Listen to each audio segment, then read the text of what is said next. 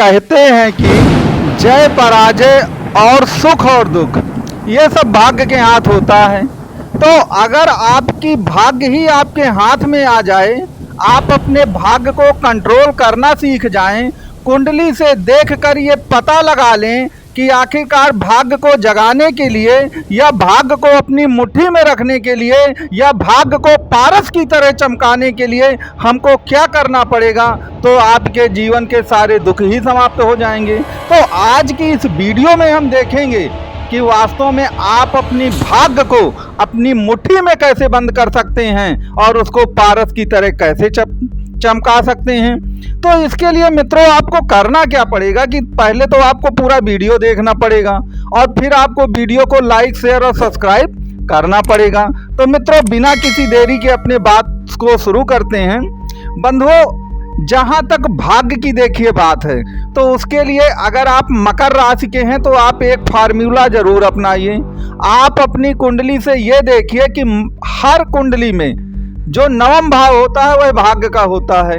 तो जहाँ पर आपका चंद्रमा विराजमान है, क्योंकि जहाँ पे चंद्रमा विराजमान होगा वही आपकी मकर राशि होगी, क्योंकि चंद्रमा आपका मकर में होगा तभी मकर राशि होगी। तो चंद्र राशि से आप देखिए कि नवम भाव पे कौन सी राशि आती है, तो आप देखेंगे कि आपके नवम भाव पर जो कन्या राशि है वो आएगी। और कन्या का स्वामी कौन होता है? बुध देव होता है।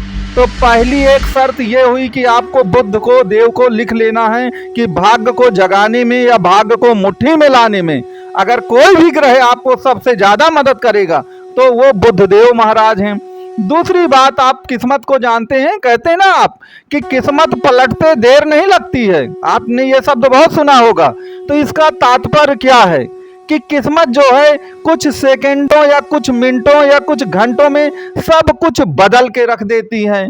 तो फिर आपको ये देखना पड़ेगा कि कुंडली में ऐसा कौन सा ग्रह है जो कुछ सेकंड या घंटों में सब कुछ बदल के रख देता है। तो दूसरा ग्रह हमारा होगा वो राहु देव।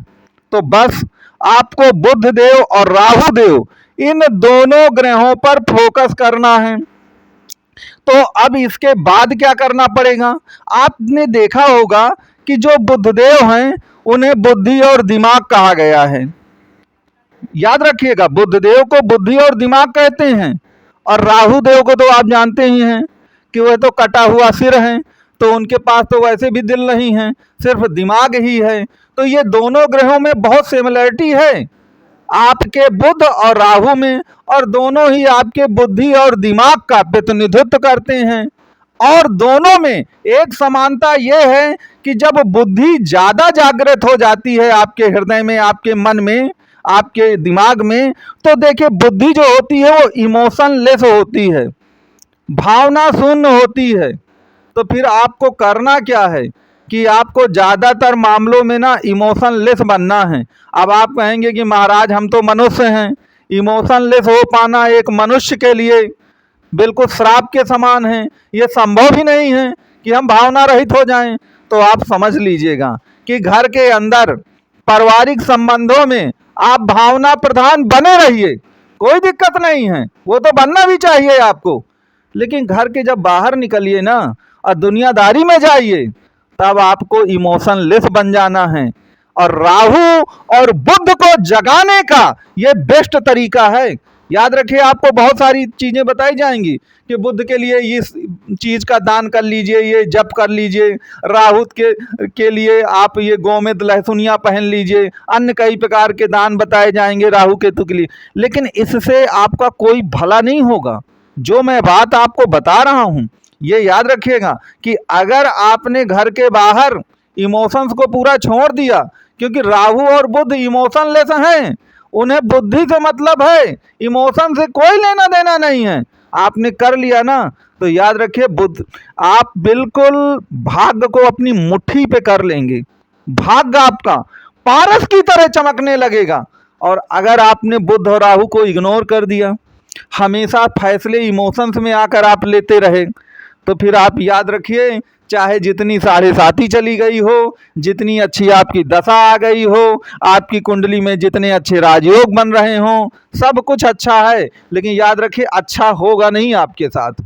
मेरे पास ऐसे हजारों फोन आते हैं रोजाना जिसमें बताते हैं कि महाराज हमारी कुंडली में तो इतने सारे राजयोग हैं, अब तो 7.5 भी चली गई, इतनी अच्छी दशा चल रही है, लेकिन हो कुछ नहीं रहा। तो कहाँ से कुछ हो? जब बुध और राहु को आप पूरा मृत बनाए हुए हैं, आप उन्हें एक्टिवेट नहीं होने देते, आप उन्हें जगने ही नहीं देते हैं, तो कहाँ से आपका भला होगा? क्योंकि भाग्य के स्वामी यही दोनों ग्रह हैं आपके। और अब तो आप देखें तो गोचर में जो आपके राहु देव हैं वो तो आपके धन भाव पे आ गए हैं। तो बिना धन के भी जीवन में कुछ नहीं होने वाला। आपके जीवन में लाख मुसीबतें आ जाएं, लेकिन अगर आपके पास धन है तो वो मुसीबतें चली जाएंगी। तो कहने का तात्पर्य ये है कि भाई राहु को और बुध को जगाइए। अगर इनको आपने जगाना सीख लिया, अब देखिए दिक्कत इस बात की आ जाती है कि मैंने तो फार्मूला आपको बता दिया कि क्या करना है, लेकिन हर व्यक्ति की कुंडली में राहु और बुध अलग अलग स्थानों में बैठे होंगे, तो उसके अनुसार उनके लिए कुछ विशेष उपाय भी करने होंगे। और वह विशेष उपाय तभी पता चलेगा कि आपकी कुंडली में बुध या राहु कहाँ बैठे हैं, कितने डिग्रियों में बैठे हैं, किसके नक्षत्रों में बैठे हैं, किसके साथ दृष्टि संबंध बना रहे हैं, कौन सा योग बना रहे हैं, उसके अनुसार भी बहुत कुछ निश्चित होगा। मैंने आपको एक सीधा सा एक कॉन्सेप्ट बताई है कि अगर आप इतना कर लेते हैं तो इससे भी आपको राहत मिलेगी। दूसरी बात, एक चीज़ याद रखिएगा, जीवन में कहा जाता है कि पहला सुख निरोगी काया। अगर आपको बिल्कुल निरोगी बनना है, स्वस्थ बनना है, तभी आप भाग्य का बाकी सब चीज़ों का भोग कर पाएंगे। तो आप ये याद रखिए कि अगर आप मकर राशि के हैं तो स्वामी तो आपके शनिदेव हैं, और शनिदेव इस समय तीसरे स्थान पे चले गए हैं, मीन राशि 3rd हाउस की राशि पड़ेगी।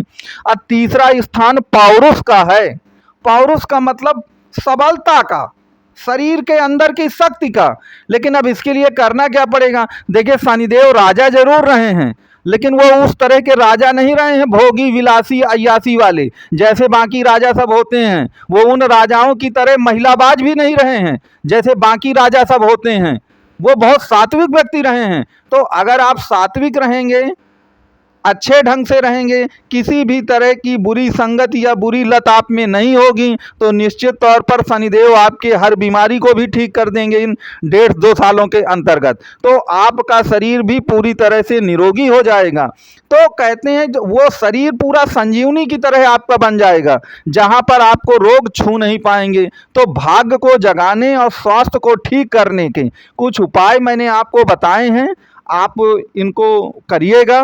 और मुझको मेरे व्हाट्सअप नंबर पे या जो व्हाट्सअप के सिवा यूट्यूब का कमेंट बॉक्स है उसमें लिख करके ज़रूर बताइएगा कि ये जो पूरा संपूर्ण वीडियो है ये कैसा लगा, और आगे आप किस टॉपिक पर वीडियो देखना पसंद करेंगे।